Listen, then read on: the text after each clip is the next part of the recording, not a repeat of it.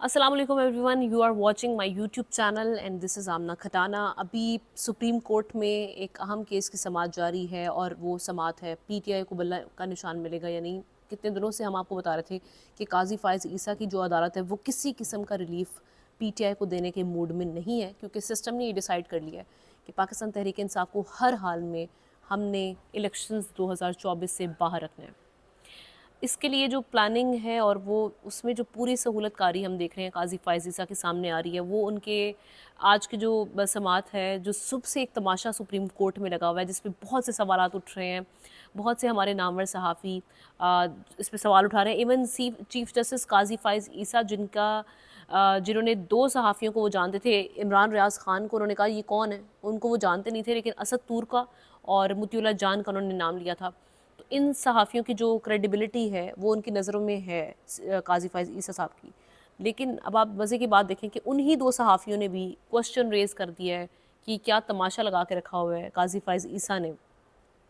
वो भी question raise कर रहे हैं काजी फ़ाइज़ ईसा की क्रेडिबिलिटी पे। असद तूर का आज एक मैसेज वो मैंने ट्वीट देखा, वो ये बात कर रहे हैं कि इंतहाई इर्रेलेवेंट, इंतहाई अननेसेसरी क्वेश्चंस रेज़ किए जा रहे हैं जिनका केस से कोई ताल्लुक़ नहीं है। वो बातें काजी फ़ाइज़ ईसा करके पूरी कौम का इस वक्त टाइम वेस्ट कर रहे हैं। पूरा सोशल मीडिया इस वक्त भरा पड़ा है, आप उठाकर देख रहे हैं कि सब ये बातें कर रहे हैं कि काजी फ़ाइज़ ईसा आखिर क्या बातें कर रहे हैं, क्या सवालात उनकी जानिब से रेज़ किए जा रहे हैं। अच्छा, फिर उस पे आप ये देखें कि एक तो टाइम वेस्ट हो रहा है, फिर बैरिस्टर गौहर जो हैं इस वक्त एक पार्टी के सरबराह हैं, इमरान खान साहब ने उनको पार्टी का सरबराह नॉमिनेट किया हुआ है। तो उस पे उन्होंने बैरिस्टर गौहर को, जब उनके घर पे छापा और रेड मारी गई इस्लामाबाद पुलिस की जानिब से, इस्लामाबाद पुलिस और इस वक्त जो मुल्क की पुलिस है वो किसी भी तरह से हम देख रहे हैं कि पीटीआई को, उनके कारकुनान को ज़द-ओ-कोप करके उनको डीमोटिवेट करने की कोशिश करी, उनके हौसले तोड़ने की कोशिश कर रही है।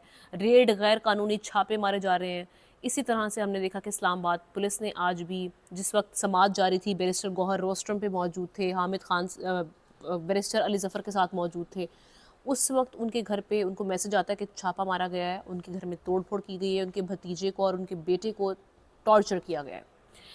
तो वो उन्होंने फ़ौरन माज़रत की अदालत से, उन्होंने एक्सप्लेन किया। लेकिन आप देखें कि चलें, आप काजी फ़ाइज़ ईसा को एक साइड पर रख लें, उनका क्या इस वक्त केस की समाअत, उन्होंने किसी भी तशवीश का इज़हार नहीं किया। जब उन्होंने एक्सप्लेन भी कर दिया कि मेरे घर में टॉर्चर किया गया है, कुछ लोग घर आ गए हैं 4 डाले में और उन्होंने ये तशद्दुद किया है, तो मुझे जाना होगा। चीफ जस्टिस ने एक हमदर्दी का बोल नहीं बोला। ये वक्त के काजी हैं, ये वक्त के काजी हैं, ये सबसे बड़े ओहदे पर बैठे हुए हैं और सबसे ज़्यादा जवाबदेही इनकी होगी। सबसे इस वक्त पावरफुल अगर कोई बंदा पाकिस्तान में है तो वो काजी फ़ाइज़ ईसा है, जिससे सबसे ज़्यादा जवाबदेही होगी कि आपकी रियाया के साथ ये सलूक हो रहा था। वक्त का काजी सबसे बड़ा हमने देखा कि जिसे मुंसिफ होना चाहिए, वो यहाँ पर हर तरह से उन्होंने एक बेसिक इंसानियत वाला जो हक़ था वो भी अदा नहीं किया। कोई आम इंसान भी होता ना, ये तो वक्त का काजी था, उन्होंने पूछना पसंद नहीं किया कि आपके साथ हुआ क्या।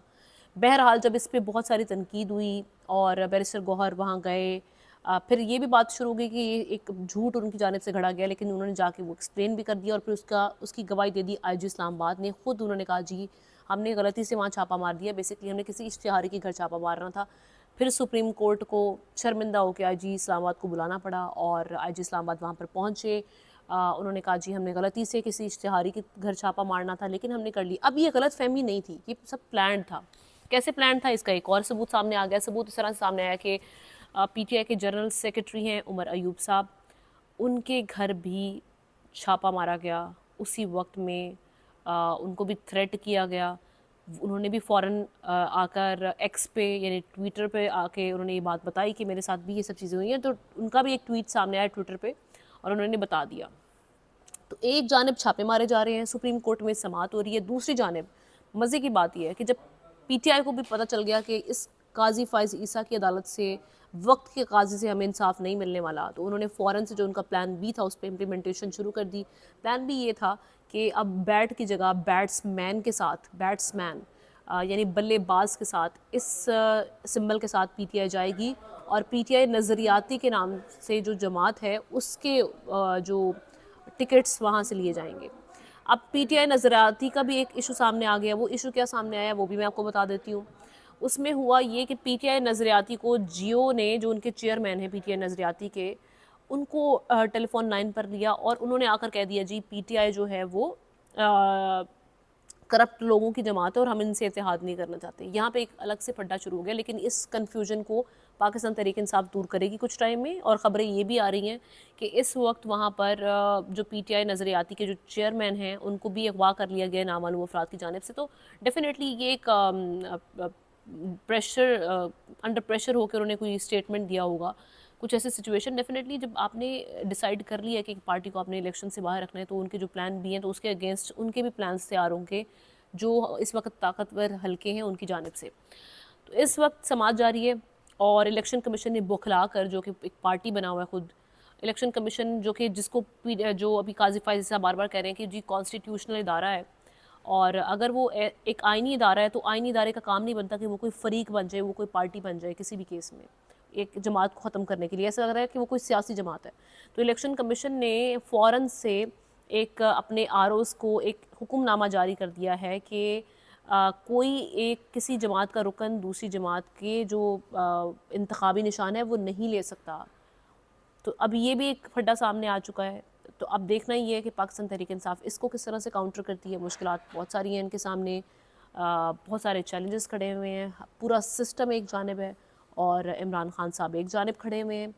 عمران خان صاحب کیسے پورے سسٹم کے ساتھ مقابلہ کریں گے؟ نو ڈاؤٹ ان کے پاس بہت سے پلانز ہیں، ان کا انٹلیکٹ، ان کا جو مائنڈ ہے وہ بہت آگے کی سوچ رکھتے ہیں. لیکن دوسری جانب یہ ایسی طاقتور حلقے اور ایسی دشمن قوتیں سامنے کھڑی ہیں جو پوری طرح سے مقابلہ کر رہی ہیں اور وہ کہہ رہی ہیں کہ اس کو خان کے نام پر ہم نے کراس لگا لیا اور اس کراس یہ کبھی ہٹنے والا نہیں ہے، ان کو نہیں آنے دیں گے. لیکن ایک سب سے بڑی طاقت میں یہ کہوں گی کہ یہ عمران خان کے جو ناقدین بھی ہیں وہ بہت اچھے سے جانتے ہیں کہ اس وقت عوامی طاقت جو ہے وہ پی ٹی آئی کے ساتھ ہے، پاکستان تحریک انصاف کے ساتھ عوام کھڑی ہے. اور اس طرح سے آپ 24 کروڑ عوام کے فیصلے کو رد نہیں کر سکتے.